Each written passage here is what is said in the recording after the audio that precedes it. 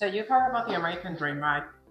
That dream of owning your own home, building a stable life, and securing your future. Today, that seems for a lot of people that is slipping away. So in today's video, we're going to be talking about whether the American dream is dying and how the current market plays a big role in it. Stick around till the end because we're going to be sharing some tips about how to make that happen in today's market. So how you can own a home despite of the challenge. Let's get into it right now.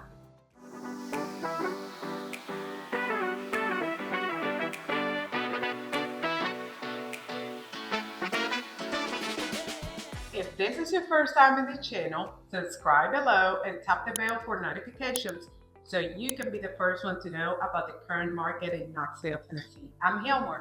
And I'm Christian with Castillo Realty, and we get calls every day from people just like you, wondering if it's still even a possibility to purchase in a market like this.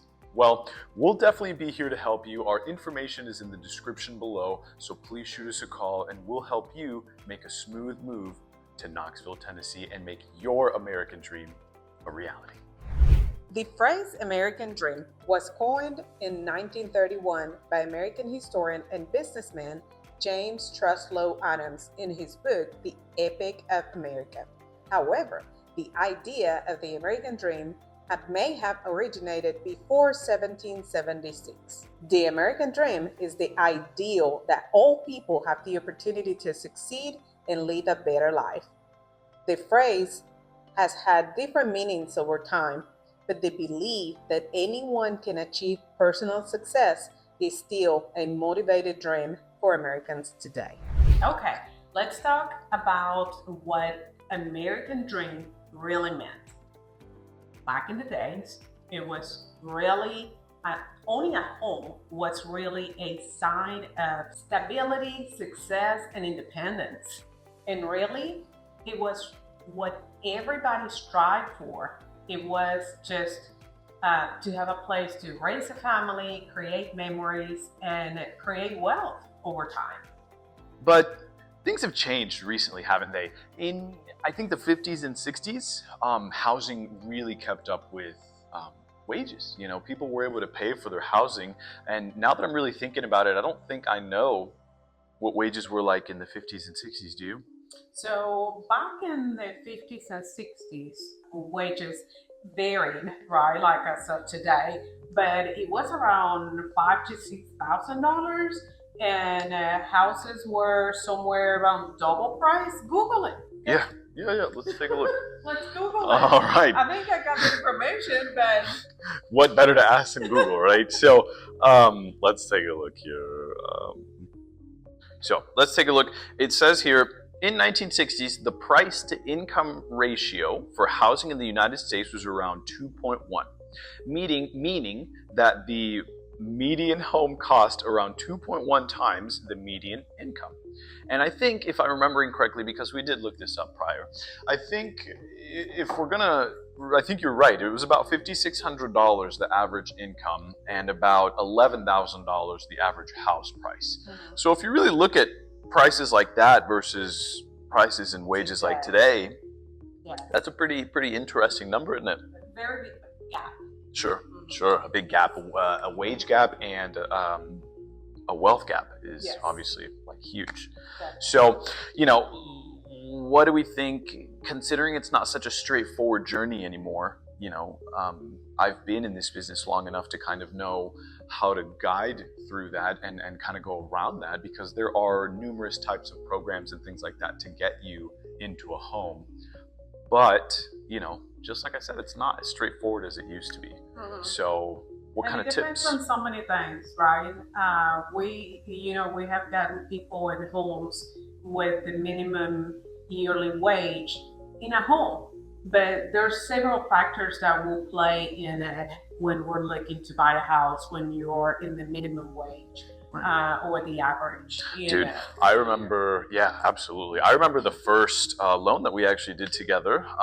The first sale that we actually did together was one of our very good friends, and he got into a home making a pretty minimum salary. I mean, I think he was making 30 to 40, and we got him into, what was it, a 1,200 square foot home or something like that. I think so. And at the closing table, we paid him money to get into the house. And he got a check for Right. I think it was 500. 60, Yeah.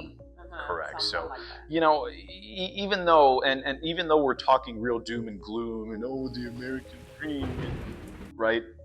There are still ways to do so, as long as you're smart, as long as you reach out to us with our information in the description below, because we can guide you to that American dream and get you into a home sooner rather than later. And to keep what you were talking about, today a lot of people feel that they are priced out of the market, and not only because of the financials. It's not only about money, but it is also about how many homes do we have on market, right? The restriction on availability. Sure, yeah. Inventory right now is at an all-time so low. Then people think, okay, this is not for me, especially for first-time home buyers. The phrase "I'll wait" is one of the most constant phrases I have heard in my entire life as any sort of real estate professional. I'll wait for whatever to happen. Yeah, and it doesn't matter if it's rates, the war, the elections, whatever, right? People always want to wait. And truly one of the worst things I think you can do in a housing market is wait. Because let's say you go into a house and you want to purchase a house at $200,000, right? But the interest rate is like 7-8%. And you're like, dang, well, I don't really want to go into that, right? That's a really high interest rate for a house. I don't know if I can afford, right? Well, let's say you wait 2 years, interest rates drop like they did in 2020, right? There's 2-3% interest rates. Well, now that house that was $200,000 is now worth $300,000, and now even at that 2% interest rate, you can't get into that same house. Right. Don't wait. Don't wait. The time to buy a home, if the time is right for you, the time is today. Right. Not everybody's ready. That is also that a is true. Statement. That is true. And that might be the reason why you want to wait. Right. But at the same time, I think it'll be wise in your part to talk to someone like us that knows the process, knows the market, and got deep understanding of what buying a house is, that can put you in a plan to be ready in 6 months, in a year. But if you don't start that process, you're just going to keep waiting, and years are going to pass and you're still waiting. Right. And I do understand the frustration in there. Right. And to kind of go off of that, about the minimal supply of homes, builders are also kind of having a gigantic issue being able to keep up with the demand. Honestly, since 2008. Right. There has not been a stable home production. Correct. For new homes. Right. Oh, and then even worse in 2020. I mean, I think that was probably genuinely between 2020 to 2022 was the worst amount of inventory we have seen in a market in a significantly long time. Because there was not only, they couldn't keep up with building enough homes, but now they couldn't keep up to build affordable homes. Right. Because all building material, there was a very big shortage of building material, and not only that, but the one that it was available, it was very, very expensive. Right. So homes went up in price, and that is the result that we're seeing today. Right. Even though material have come down and prices are evening out, they're still high. Right. And I think you made a fantastic point. The supply chain was also one of the biggest things that was, completely stopped in 2020, right? So nothing could get anywhere. Builders couldn't get lumber, and that's kind of why the prices skyrocketed as high as they did, right? And now the market, like she just for sure said, it's stabilizing now, but unfortunately the housing prices are still a little high. But we're going to show you how to go around that with these next couple of tips. Now, something that doesn't get talked about very often is how the market is being influenced by investors. Sure. And how they're buying a great amount of homes, even new builds, leaving out the ones like you, a first-time homeowner, or if you want to upgrade or downgrade, that becomes harder because you got cash buyers and then you need a mortgage. Right. So Right. that is a big gap also. Sure. And yeah, one thing that I will say as somebody who has experience in this, you can get a mortgage offer. It's called a lock before you shop, right? Or lock as you shop, or shop as you lock, whatever, right? There's plenty of different names for it. And it's something where you basically go through the whole underwriting process, right? And all you need to do at the end of the day is an appraisal. Appraiser comes out, does their appraisal, sends that to the bank, and you close on a home. So that is a really, really, really good way to combat cash buyers, right? Because you come with what seems to be a cash offer, because generally cash offers close in what, 1, 2, 3 weeks, something like that.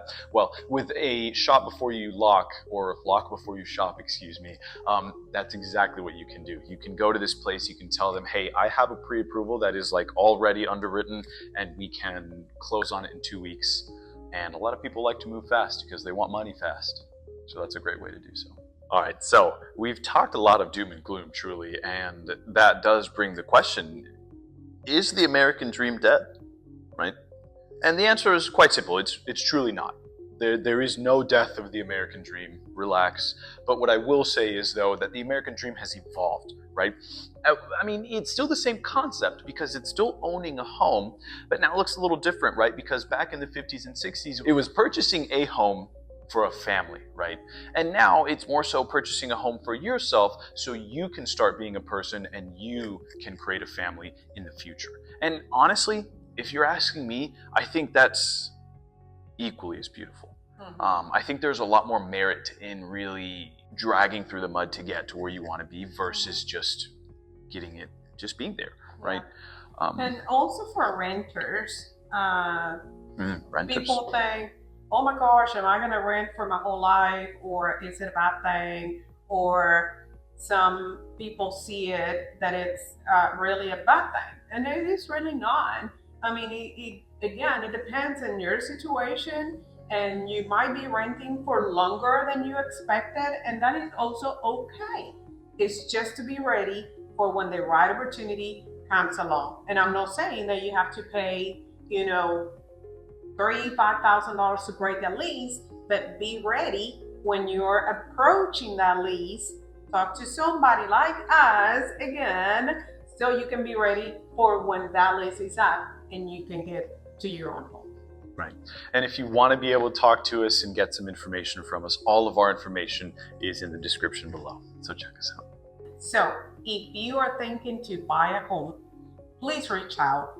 We will be so happy and honored to help you to figure it out and picture out your perfect American dream. So don't forget to follow us. Don't forget to hit that bell icon so you can get the notifications so you don't miss a video, because we post videos every week of what it's like to live in Knoxville. Is the American dream dying? It is not. We live not. in America. That's right. And the American dream will always. Always. God bless America. God, I love this country.